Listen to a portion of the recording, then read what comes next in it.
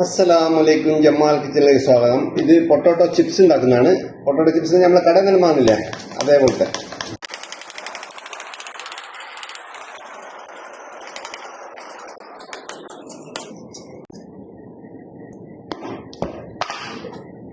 ഇതൊന്ന് കഴുകണം. ആദ്യം കഴുകിയതിന് ശേഷം എന്ത് ചെയ്യാൻ പാടുള്ളൂ,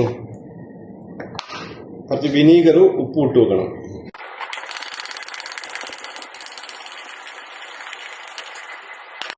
അപ്പൊ പൊട്ടോട്ടോ ചെത്തി നല്ലോണം കഴുകിയെടുത്താണ്. കഴുകിയിട്ട് വെള്ളത്തിലിട്ടു. ഇനി ആവശ്യത്തിന് കുറച്ച് ഉപ്പിടുക. ആവശ്യത്തിന് എത്തിയുള്ള ഇട്ടായി ഇന്നതിനാണ് കയറ്റി ഉപ്പിട്ടു.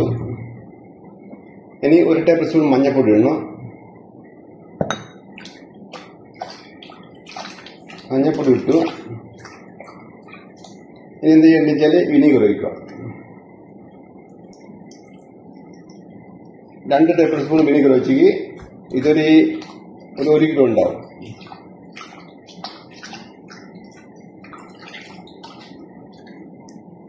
ഈ 2 മണിക്കൂർ വെക്കണം. അപ്പോൾ പൊട്ടോട്ടോ ചിപ്സ് നന്നായിട്ട് കഴുകിയെടുത്തിട്ടുണ്ട്. വെള്ളത്തിലിട്ട് വെച്ചാണ് ഉപ്പും വിനീഗർ ഇട്ടിട്ട് മഞ്ഞൾത്തോളും. അതിനെന്ത് ചെയ്യണം വെച്ചാൽ ഒരു തുണിയിലിട്ട് വെച്ചിട്ട് വെള്ളം ഒഴിവാക്കണം. ഇതേപോലെ ഒരു തുണി വിരിക്കുക. ഇതിലേക്ക് ഇങ്ങനെ വാരിയിടുക.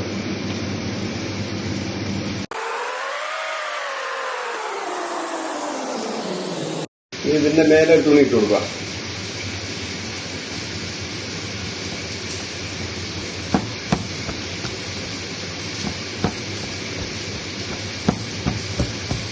ഒരു അരമണിക്കൂർ ഇങ്ങനെ വെച്ച് കഴിഞ്ഞാൽ ഇതിലെ തുണിയിൽ വെള്ളം പോകും.